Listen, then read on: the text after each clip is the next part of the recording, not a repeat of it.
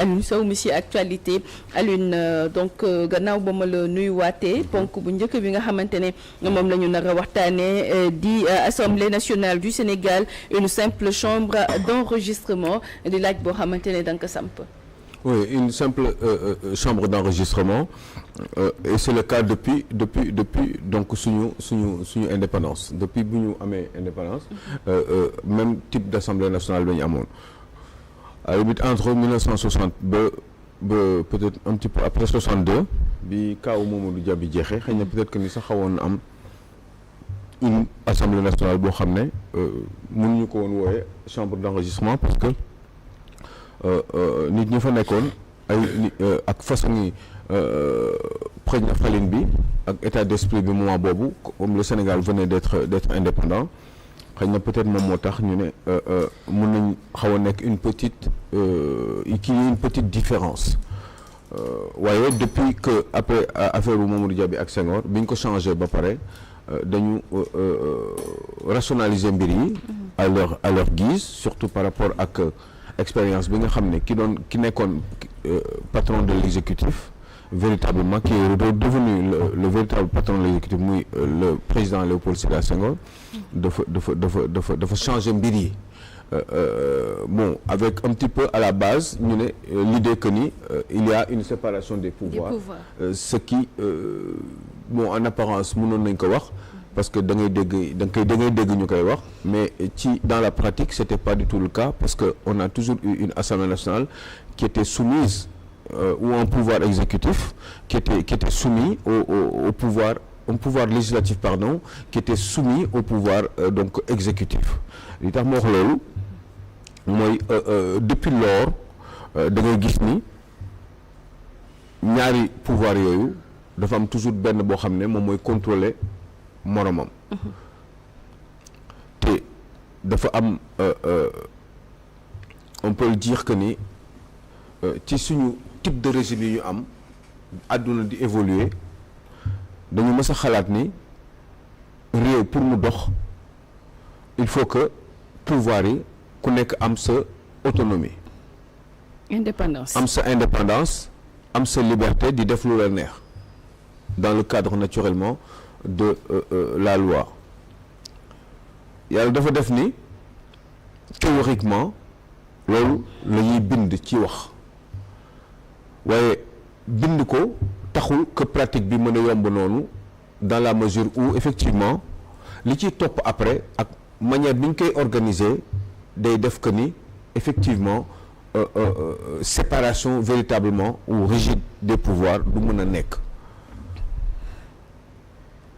parce que expérience bi nga xam ne moo amoon avec un président de la République qui avait un premier ministre ñu ko doon woowe président du conseil expérience boobu ça fait que ni effectivement l'Assemblée nationale était trop forte bien sûr dafa amoon doole ba nga xam ne te kii nga xam ne moom mooy patron wu leader wu Assemblée nationale bi en général moom mooy nekk genre premier ministre ñu ko doon woowe président du conseil moo tax bañ ko jiiñee li nga xamante ne moo di meurtre ba moo ni carrément moom il n'en avait pas besoin d'ailleurs parce que amoon na doole biir Assemblée nationale parce que moom moo doon leader bi et il avait la majorité dans cette assemblée là et ça fait que ni bi problème bi amee ba lépp jàll Léopold Sédar Senghor nouvel homme fort véritablement ci la ñu changer mbir yi mais toujours di copier système français yi yàlla dafa def may foofu tuuti c'est vrai on a copié le système c'est le système français waaye aujourd'hui depuis belle lurette l'Assemblée nationale française nekkul chambre de kii de changé na ñoom c'est que dañuy évoluer aussi mais ñun ñoo évolué wu ce n'est pas notre cas ñun depuis bi fi Mamadou Dia Senghor Abdou Diouf nangam ba tey jii loolu changé wul dégg nga parce que man xam nga lan laa gëm mooy député boo xam ne dëgg-dëgg yow da ngay proposer ay loi yoo xam ne quel que soit sa kii d'accord ko ak ñàkk ko d'accord. sa appartenance politique. waaw mais intérêt wu Sénégal mais am na fi loi ay yéen a voté ay loi Ezzan. ay loi nangam. loi Sala Ndiaye. loi yooyu yëpp loi politique la rek politiciens yi ci dugal seen loxo. c'était pas mais kii impulsé loolu kenn kese la moom mooy le patron du pouvoir exécutif. moom laa lay wax. muy le président de la République. wala le premier ministre. loolu laa lay wax. waaw léegi loolu noonu sa jàng bis nga wax xam nga da nga ne ci tubaab yi notamment en France. gars yi kii nañu gars yi évolué nañu. tey jii nii loolu mënoo ko xalaat biir France. c'est impossible. mënoo ko ki may woon ne du ma dimbali bañ arrêté woote bi. sonal na mu torop xaw ma kan la te lii nii damay nekk ci télé quoi. voilà. d'accord certainement daa xam ne xamul ne yaa ngi en direct. donc du coup pouvoir bi ñuy wax ni moom dafa libre boo gisee loolu mu mel noonu Cheikh Tidiane Gomis. c'est parce que Assemblée nationale falinu député yi mooy poser un problème. député Abdoulaye Wade ñemewul woon ñu ne dañuy voter loi Ezzan te duñ ko voter ñemewu ko mais problème moom mooy lan moo tax ñemewu ko parce que ni ngeen di tànnee la. ok ni ngeen di tànnee. mais nan lañ leen di tànnee. waaw. et ça n'a pas changé. nan la ñuy tànnee d'abord pour comprendre que ni ba léegi ni ça n'a pas changé. c'est toujours la même chose. waaw. même bu fekkee ni da nga nekk dans l'opposition di ko critiquer. boo ñëwee ci nguur bi même kii yi ngay conserver. député Macky Sall xalaatoo woon ni pourtant Macky Sall moom ci pouvoir exécutif la bokk.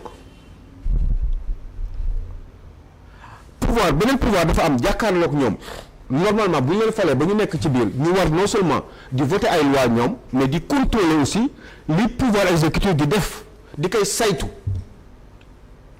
avec normalement la plus grande rigueur mais loolu lu tax muy metti pour mu am parce que encore yaa ngi ñëw ci tànneef bi mais tànneef boobu lu tax mu poser problème parce que député bi normalement c'est un député du peuple. Macky Sall am na ay moment yoo xam ne bi élection législative di am muy doon a gagné élection présidentielle yi mais liste bi ku mu neexul doo ci nekk. moom laa lay wax.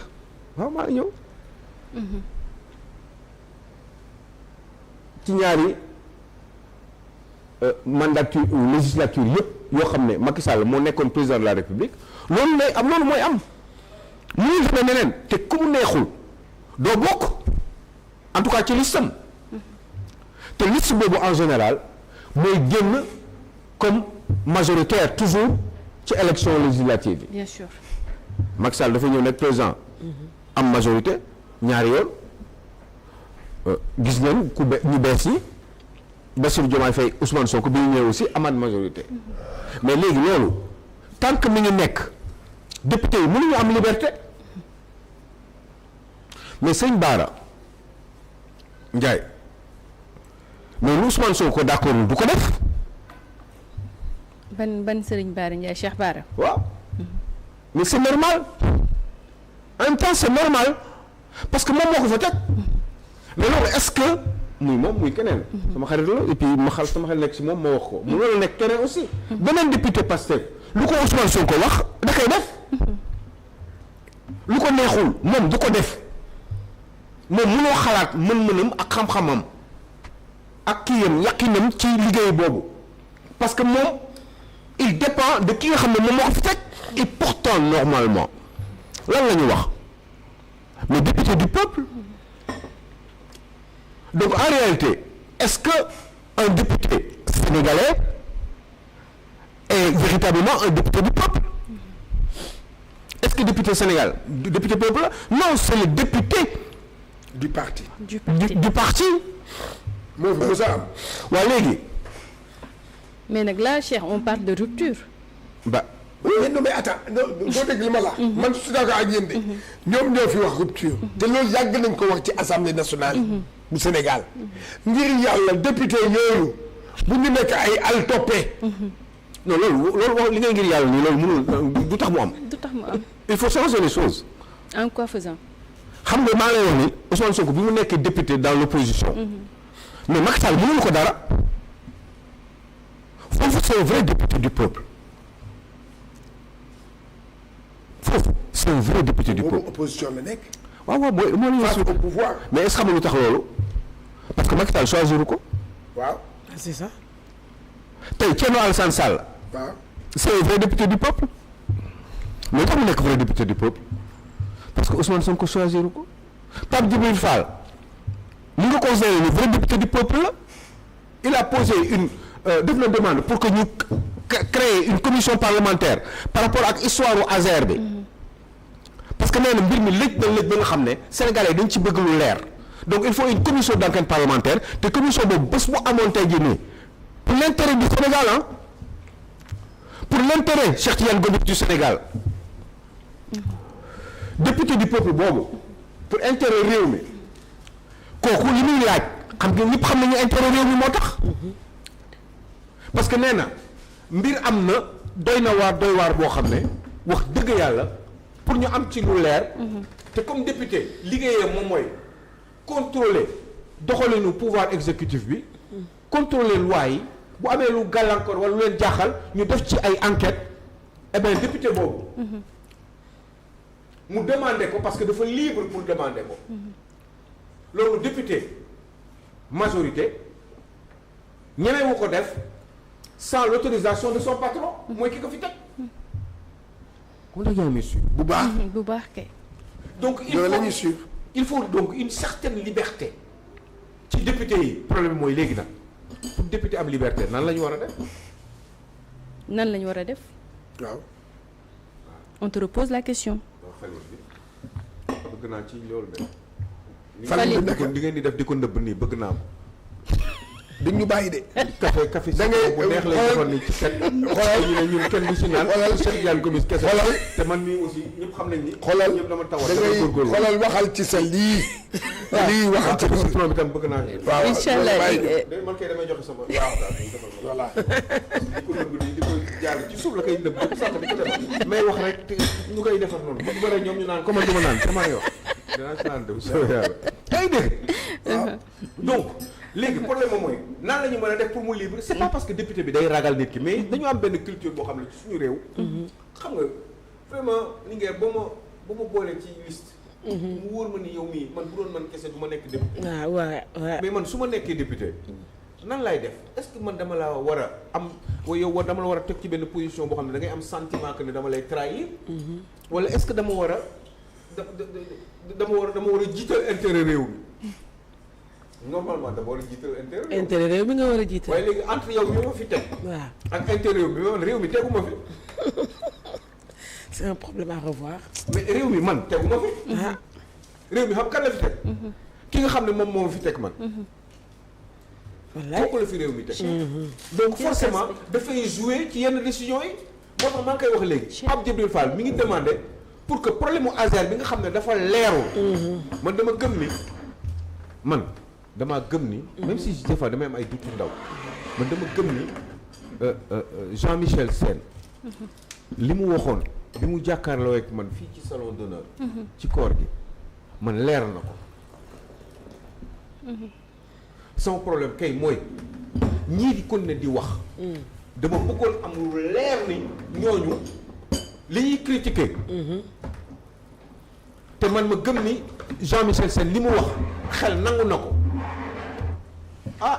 man de Jean-Michel Sène suñu boobu laa koy doon waaye wax dëgg yàlla man bëggoon naa am lu leer ni loolu mu wax am na leneen loo xam ne man manqué na ma comme élément te bëggoon naa ñu génneel ma ko bu fekkee ne mën na nekk wala bu fekkee ne loolu éventualité la wala possibilité la pardon te loolu quelqu'un qui s'appelle qui est député qui s'appelle Pape Djibril Fall dafa demander logiquement li yoon wax te muy dëgg pour que ñu créer une commission parlementaire buy enquête ci biir parce que commission boobu bu duggee ci mbir yi fépp fu mu bëgg dugg lépp lu mu bëgg gis lépp lu mu bëgg laaj dina ko am ba pare même bu jaree sax mu dem bitim réew. dem ci société espagnole bi nga xam ne à l'origine moom moo indi problème mu Azer bi. parce que moom moo gagné marché bi via un autre beneen succursale bu nekk fii dénk ko benn sénégalais. wala benn sénégalais yor ko ñu lëkkaloo di liggéey ñu écarté ci sénégalais bi ma bëggoon xam dans le fond. qu'est-ce qui s'est passé. léegi yow ma bëggoon xam ni 200,000 poteaux électriques. mooy yooyu kiiwu ciment yooyu ñuy def. waaw ñu tey kiiwu courant yi. ndax man benn poteau électrique buy jar 250,000 francs jaayee nañ ko 1 million waaw wala déet man yooyu pour ma xam ko li ngeen. mais man commission parlementaire boobu bu amoon ba enquête bi dem dans le fond. parce que commission boobu day am ay opposants ci biir ay députés de l'opposition day am ñëpp. donc enquête bi ñoom dañ koy def en toute transparence te bu boobaa dañ gindi sénégalais ci loolu léegi. mais loolu commission parlementaire boobu gars yi dañ ko bañal. te yow da nga poser question da nga demander la yow ñan nga jàpp ni ñoom ñoo la war a mën a indil ay éclaircissement ci loolu. mais commission parlementaire donte sama xel nee na man honnêtement. yàlla rek a tax may wax. bu demee woon neneen ma gisee neneen rek ni man parce que xale bi dama jàkkaarloo ko moom mu wax te man leen rek lañ ma mën a naxee mooy mu am élément bu ma manqué boo xam ne ci pièce bi. boolewuñ ko ci te gisuma ko woon xamuma ko woon waaye man ci li ma jot a comprendre wax dëgg yàlla loolu mu wax noonu xale bi xel nangu na ko sauf que léegi ñoom nee nañu ay député opposition bi am na yu ñuy wax yu garaaw yoo xam ne wax dëgg yàlla mais ñoom ay député lañu te bu ñu demandé commission bi nañ leen ko nangul rek parce que tout simplement dañu bëgg transparence parce que dañu bëgg Sénégal mbir yi leer ci bopp ci seeni bopp sénégalais yi seen bopp leer ci mbir mi parce que ku amul doute 50% am nga doute 25% am nga doute 5% am nga doute sax 2% comme des gens comme moi parce que je me dis que ce sont des gens bu ñuy insister jusqu'à ce point là nañ leen ko defal parce que commission parlementaire loolu commission d'enquête parlementaire loolu mooy liggéeyam.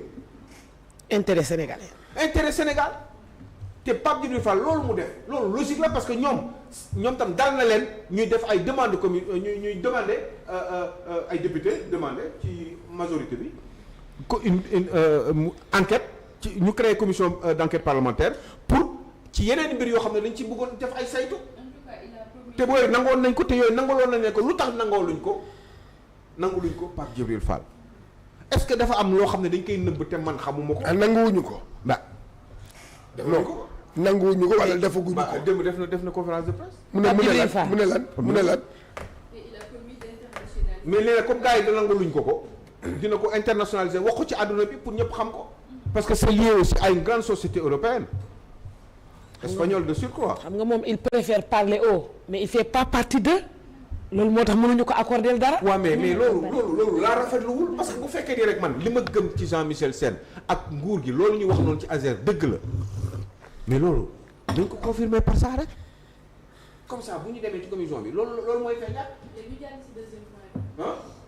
wala li ma wax du xel nangu ko.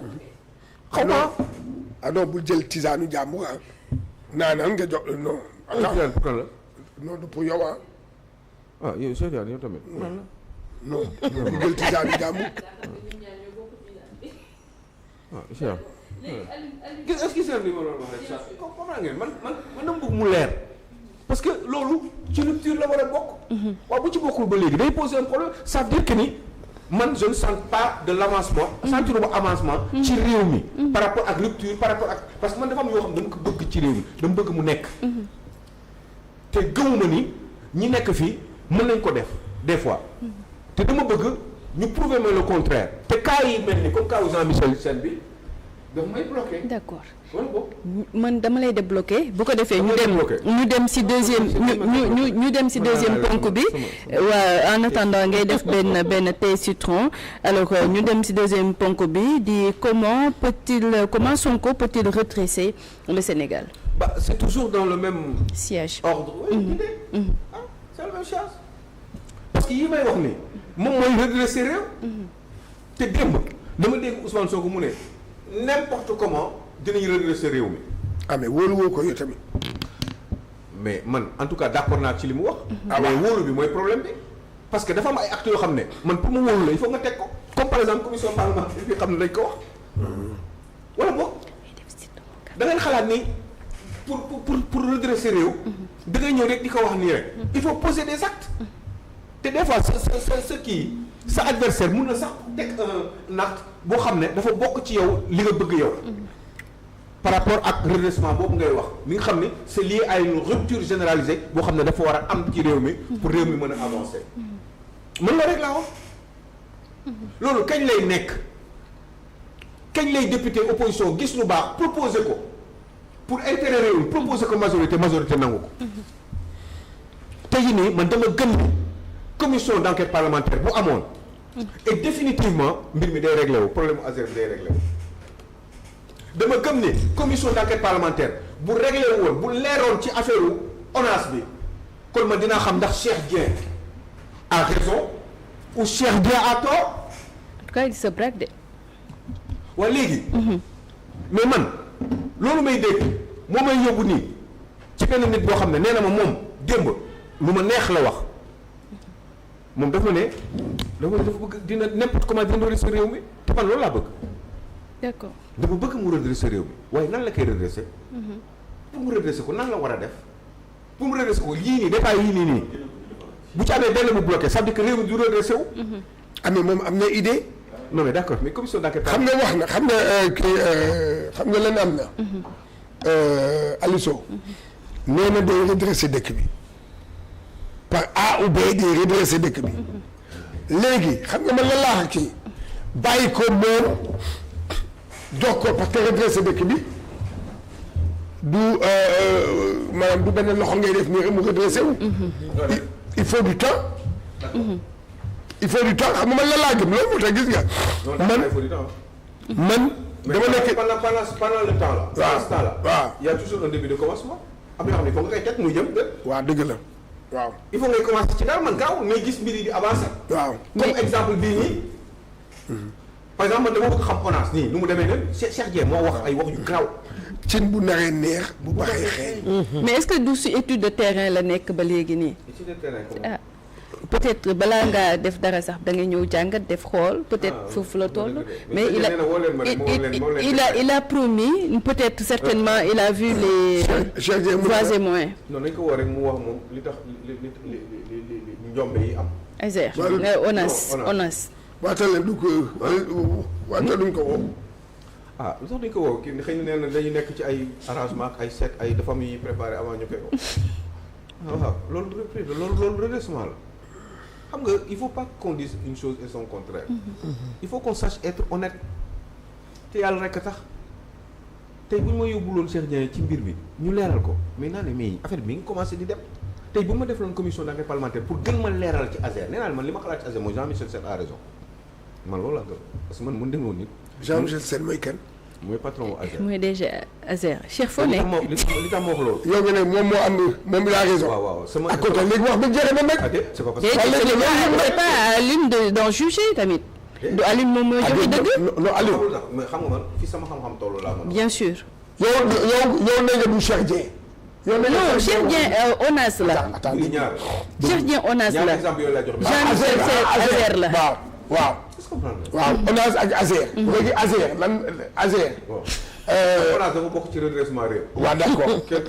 waaw Azer ci boppam ci boppam. yow gëm nga ne. que kii. fa nekk patron.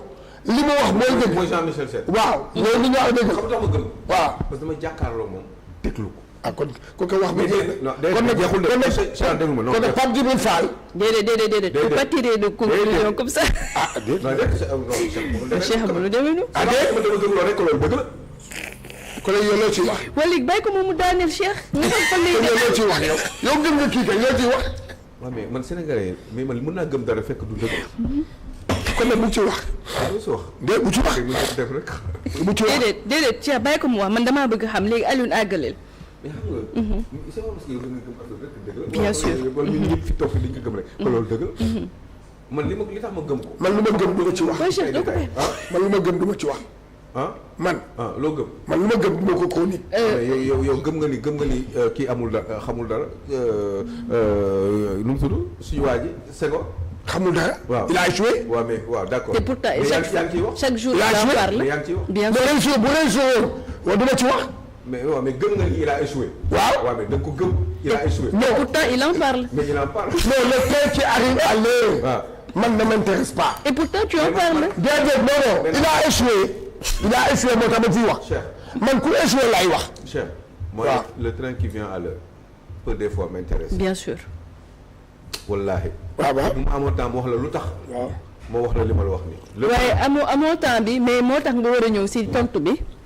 waaw. waaw. non c'est que dañu tàmm di wax le train qui vient à l'heure. Non, le train qui va à l'heure. qui vient à l'heure doit pouvoir des fois t'intéresser.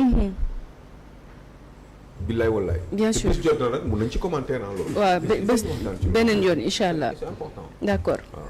léegi bu ñu ñëwaatee si dossier Azer bi ak déclaration Bon, léegi- Cheikh Dieng bi Wala ONAS. ak Ousmane Sonko bëgg a redresser réew mi mais réew sax nag am naa tuuti trop lu ma xam ci comment redresser un pays dafa am ay bases quand même pour redresser réew dafa am loo xam ne da nga ko war a def waaye loolu bu fekkee ne dafa am ay gàllankoor man gaw ma ni réew moomu dina gaaw a redresser wu parce que affaire de mandat la Cheikh gars yi li ñu def 2 ans bu école après ñu novembre jot Toussaint la après décembre 30 après janvier jeex na gars yi def nañ 2 ans ça va très vite mënuñu nekk di wax waxu Azer pendant 8 mois nañ ñu wax Ousmane Sonko par exemple li mu jëlee Chine lan la waxu ko.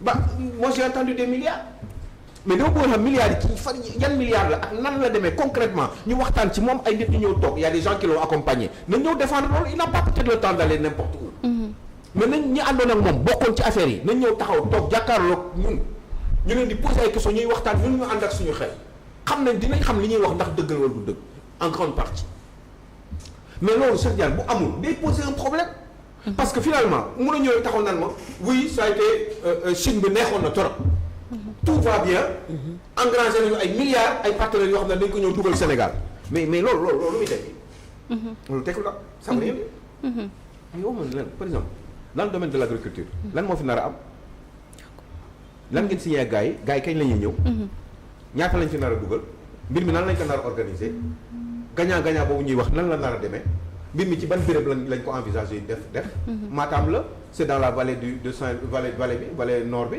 et cetera ñaata hectares lañ leen di jox foofu exemple ci agriculture bi ñaata hectares lañ leen di joxe foofu politique de l'élevage nan la ñu organiser loolu politique industrielle nan la ñu mën a def suñu métal bi nan lañ nar a def est-ce que dañ leen nar a jox une partie du fer de la Falémé waaw wala déet ci yan fan lañ leen ko war a joxe c'est à hauteur de combien en termes d'investissement mais Cheikh man c'est ça que je veux mais moi on me dit juste que ni nee ma léegi zircon bi am na suñu engrais bi dañ ko war a développer non seulement di ko utiliser ba dootuñu jënd engrais bitim réew mais aussi dañu leen di jaayaat engrais xëy na peut-être chinois yi parce que ñoom soxla nañ ko parce qu'ils ont besoin de se développer davantage d'accord waaye léegi ñooñu lan la ñu signé ak ñoom ci lan moo ci suñu gain ñoom lan moo ci seen gain mbir mi kañ lay commencer yan exploitation minière lañ leen di jox ci wàllum zircon bi c'est pareil et cetera concrètement te loolu c'est à hauteur de évaluer à hauteur de combien experts yi lii la ñu wax non je vous assure d'une chose ñun li ñuy wax ñun on parle dans le franc il nous faut quelque chose de concret il faut que mbir yi muy leer mu am lu solide c'est comme ça qu'on développe un pays du concret lu leer mbir ba pare dañuy xam sax ñun mën na état mais dinaa xam si dinaa xam kañ la ñuy ñëw dinaa xam ni fan la ak nan la ak naka la ak nuñ koy defee te ñun ñaata nit ñoo ci war a liggéey ay sénégalais et cetera loolu lan lay apporter état bi ci wàllum ay kii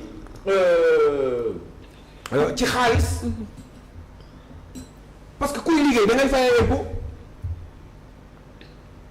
société yooyu ñaata la ñu nar a fay impôt état bi lan la mën a engranger est-ce que dinañu mën a éviter leb yi ñuy leb parce que xaalis boobu bu ñëwee. yu bari doon ñu ko lebati parce que Sénégal yi seen bopp ñooy produire richesse. mais moi c'est ça que je veux. mais man on me donne pas cette possibilité là cher parce que on me dit juste des milliards qui vont venir. mais des milliards qui viennent d'où? D'accord. mais qui viennent d'où? c'est bon. wala boog. ah. fan la milliards yi jógee yow Sophie. des milliards qui viennent rek. doo ma wax mbir mi nan la demee. ñun on a des richesses ñoom am nañu ay industries yu extractives yoo xam ne. am na doole.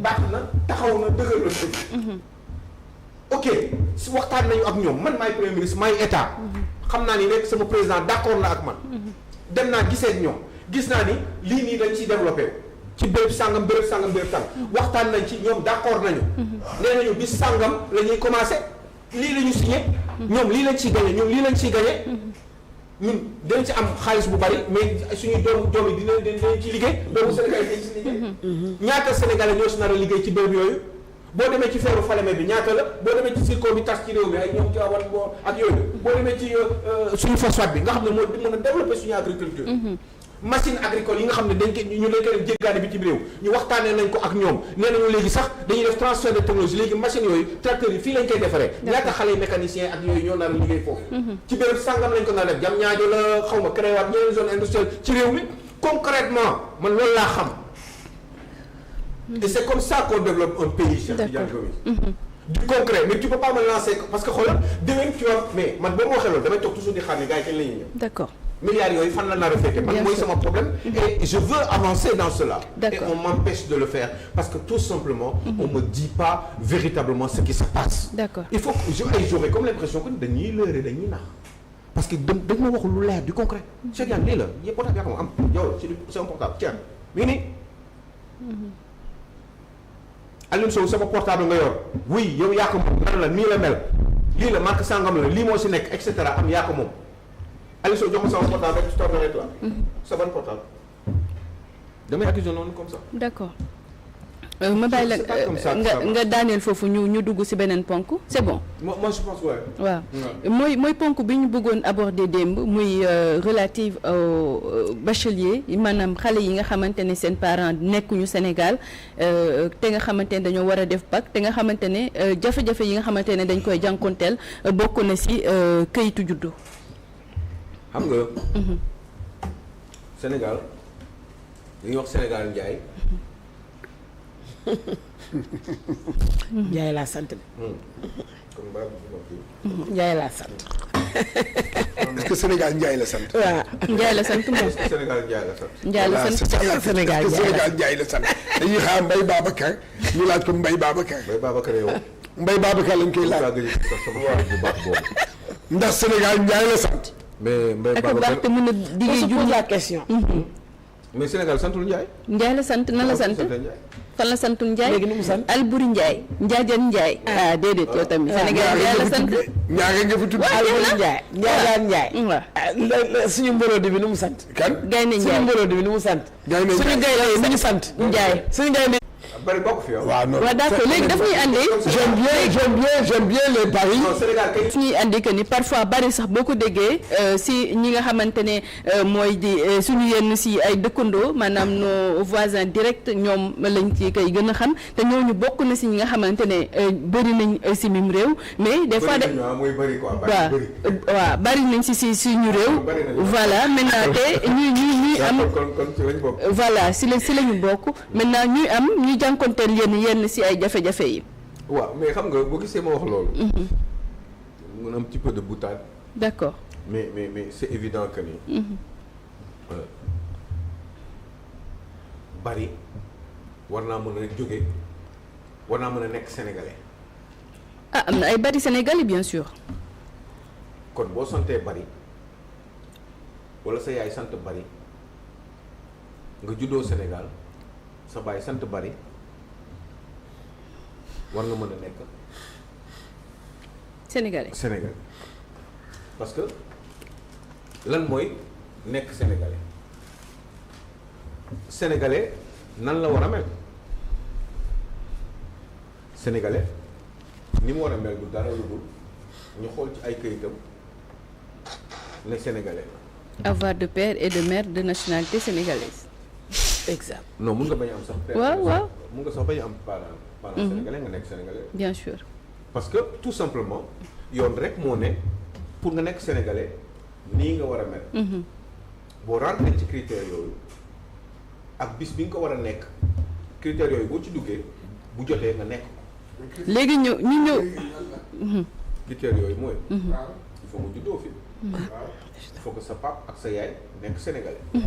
avant sa pap rek lañ doon wax. mais ci sant bi gars yi ne non am kii. mais papa ak yaayam lan la ñu am. ah papa ak yaayam sénégalais rek. waaw mais c'est que sant yi la. non loolu c'est pas vrai loolu mënul la mënul la. di nga dégg dina non dama la laaj ndax papa ak yaayam sénégalais lañu waaw wala dégg li ma la wax. non dama ne. da nga am nationalité sénégalaise. mais boo amee nationalité sénégalaise si yéen ñaar ñëpp sa doom da koy am. non doo dégg li ma la dama ne. non sa doom la. non dama ne. non santal. booy ñëw di defar carte d'identité. non nga ñëw di defar carte d'identité wala passeport. dañu ne non dama indi nationalité. te pourtant. yow tu es né au Sénégal. mais pour avoir lu tax ñuy demandé kii boobu. pour avoir une carte d'identité sénégalaise. waaw il faut être de nationalité sénégalaise. waaw mais du loolu rek am na ñoo xam ne dañ leen di non dama indi nationalité. non dama ne laa wax. waaw dama ne. waaw sa papa ak sa yaay. waaw. bu ñu santé Dupont. waaw Dupont waaw.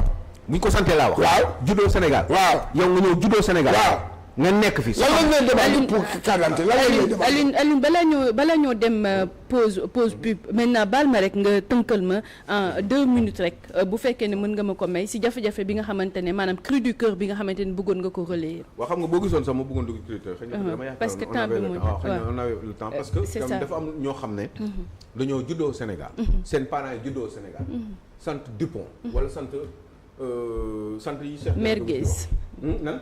Merguez. Merguez waaw sant Merguez ak kii ak waaw ak sandwich. dañ lay laaj nationalité.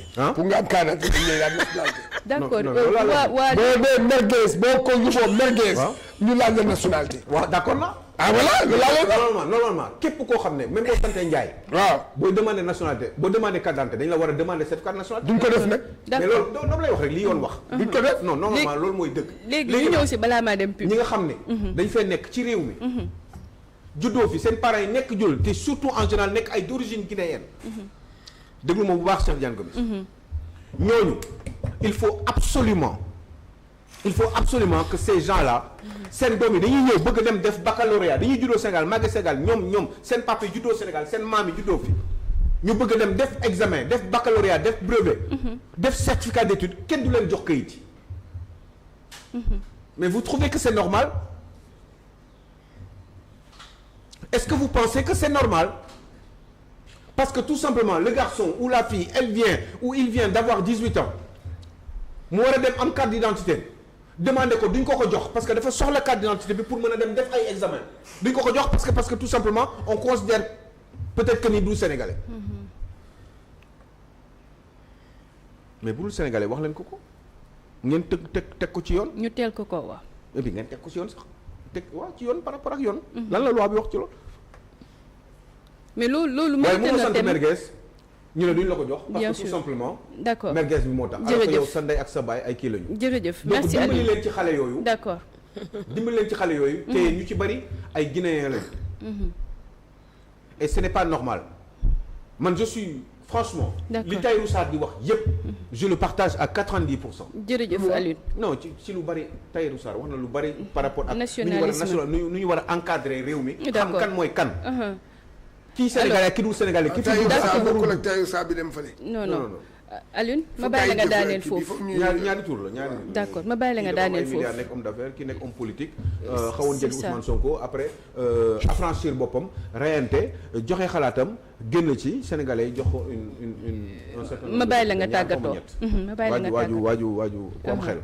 ma bàyyi la nga xaw ma ko mais tàggatoo maa ngi koy dégg. d'accord ma bàyyi la nga tàggatoo am na solo quand même yàlla nañu yàlla sàmm. incha allah ni yàlla suturaal dëgëral suñu cër musal ñu ci seytaane ak pexem noonu. Amiin sama yaa cousine dafa làqu. oh Jeyna moom sama doomu turandoo la. Jeyna ba Sow sama doomu bàjjan la.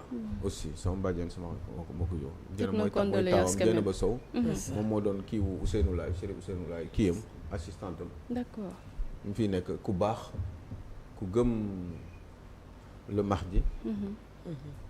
dafa làqu di ko ñaanal yàlla ko yàlla xare aljana. moom Amiin Sopulo d'accord doomu Alioune Sow ñu koy Alioune Badara Sow. ñu koy ñaanal mu di ñaanal di masaw bu baax famille Silla ay cousinam